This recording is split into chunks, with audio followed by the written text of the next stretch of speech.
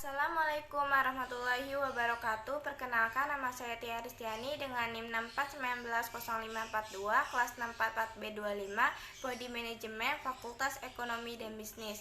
Pertama, saya akan membahas tentang budget biaya administrasi. Budget biaya administrasi adalah budget yang merencanakan secara lebih terperinci tentang biaya-biaya yang terjadi serta terdapat di lingkungan kantor administrasi perusahaan, serta biaya-biaya lain yang sifatnya untuk keperluan perusahaan secara keseluruhan, yang di dalamnya meliputi seluruh jenis rencana jumlah administrasi, jumlah biaya administrasi, dan waktu biaya administrasi tersebut dibebankan yang dikaitkan dengan di departemen mana biaya tersebut terjadi. Hal ini menggambarkan bahwa jika perusahaan membagi kantor administrasi menjadi beberapa bagian, maka rencana tentang biaya administrasi dan masing-masing bagian tersebut juga harus diperinci dan dipisahkan secara jelas. Kegunaan budget biaya administrasi secara umum. Budget biaya administrasi memiliki 3 kegunaan pokok, yaitu yang pertama, sebagai pedoman kerja, kedua, sebagai alat pengorganisasian kerja, yang ketiga, alat pengawasan kerja. Secara khusus, budget biaya administrasi berguna sebagai dasar penyusunan budget kas. Fungsi budget biaya administrasi. Anggaran memberikan dasar bagi perencanaan lanjutan perusahaan. Anggaran biaya administrasi pun memberikan kontribusi bagi perencanaan strategis dan keseluruhan rencana dalam perusahaan. Dalam hal ini, anggaran biaya administrasi berfungsi sebagai pertama, pedoman kerja budgeting atau anggaran akan membantu manajemen untuk melakukan pekerjaan yang sesuai dengan tujuan semula, yakni tujuan jangka panjang. Dengan begitu, target perusahaan akan tetap tercapai dengan baik karena setiap anggota tidak memiliki tujuan sendiri-sendiri. Yang kedua, koordinasi kerja. Karena memiliki tujuan yang sama, setiap karyawan akan dengan mudah berkoordinasi dengan baik dan mampu bekerja sama dengan tim untuk mencapai tujuan tersebut. Saling menunjang satu sama lain dan bekerja sama adalah kunci keberhasilan sebuah perusahaan dan tidak diragukan lagi akan dicapai oleh perusahaan bila menerapkan budgeting atau anggaran dalam proses bisnis mereka. Yang ketiga, evaluasi dan pengawasan kerja.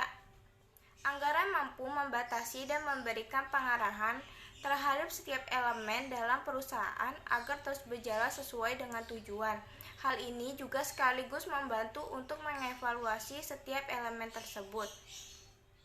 Yang keempat, dasar penyusunan budget kas. Tidak diragukan lagi bahwa anggaran biaya administrasi termasuk salah satu komponen utama anggaran kas perusahaan. Tujuan budget biaya administrasi. Anggaran biaya administrasi sebagai aspek penting dalam perusahaan memiliki tujuan utama sebagai berikut. Yang pertama, untuk menghindari kerancauan dan memberikan arah terhadap apa yang hendak dicapai manajemen. Yang kedua, untuk mengkomunikasikan harapan manajemen kepada pihak-pihak terkait sehingga anggaran dimengerti, didukung, dan dilaksanakan. Yang ketiga, untuk menyediakan rencana terinci mengenai aktivitas dengan maksud mengurangi ketidakpastian dan memberikan pengarahan yang jelas bagi individu dan kelompok dalam upaya mencapai tujuan perusahaan. Untuk mengkoordinasi cara atau metode yang akan ditempuh dalam rangka memaksimalkan sumber daya. Kelima, untuk menyediakan alat pengukur dan mengendalikan kinerja individu dan kelompok, serta menyediakan informasi yang mendasari perlu tidaknya tindakan koreksi. Komponen anggaran biaya administrasi. Pertama, gaji pegawai administrasi. Yang kedua, biaya alat tulis kantor. Ketiga, depresiasi bangunan kantor. Keempat, depresiasi inventaris kantor. Yang kelima, biaya sarana komunikasi. Keenam, biaya listrik dan air kantor. Ketujuh, biaya gaji pimpinan perusahaan. Penggunaan anggaran biaya administrasi. Bagian perlengkapan divisi bagian ini sangat memerlukan anggaran biaya administrasi untuk mengontrol kebutuhan dan penggunaan peralatan serta perlengkapan kantor. Hal ini ditunjukkan untuk mengefisiensikan biaya kebutuhan kantor. Kedua, bagian personalia. Divisi bagian ini sangat memerlukan anggaran biaya administrasi untuk mengontrol biaya yang dibutuhkan untuk tenaga kerja tidak langsung, serta mengoptimalkan kinerja karyawan tersebut.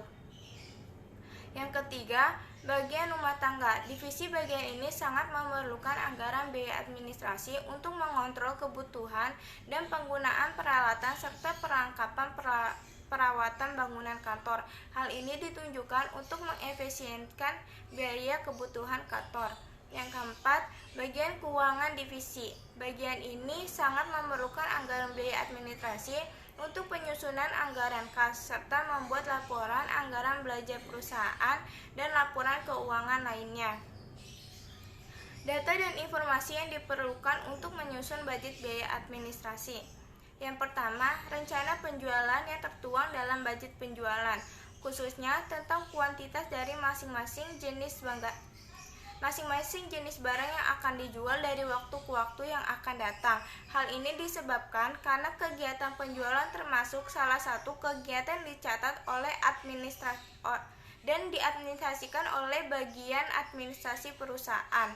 Yang kedua, rencana produksi yang tertuang dalam budget unit yang akan diproduksi, khususnya tentang jumlah kuantitas dari masing-masing jenis barang yang akan diproduksi dari waktu ke waktu, bulan ke bulan, selama periode tertentu yang akan datang.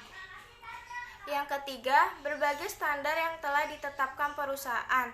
Standar-standar biaya semacam ini sangat diperlukan oleh perusahaan untuk mengendalikan efisiensi kerja para karyawan controlling. Standar biaya-biaya yang termasuk dalam kelompok biaya administrasi ini dihimpun menjadi satu dalam suatu anggaran variabel budget, bersama-sama dengan standar-standar biaya yang termasuk dalam kelompok biaya pabrik tidak langsung.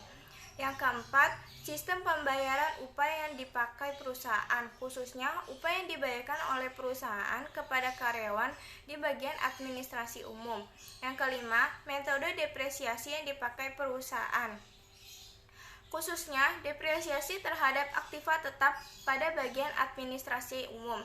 Yang keenam, metode alokasi biaya yang dipakai perusahaan untuk membagi distribusi biaya-biaya yang semula merupakan satu kesatuan biaya bersama joint cost ke dalam kelompok-kelompok sesuai dengan tempat di mana biaya itu terdapat atau terjadi.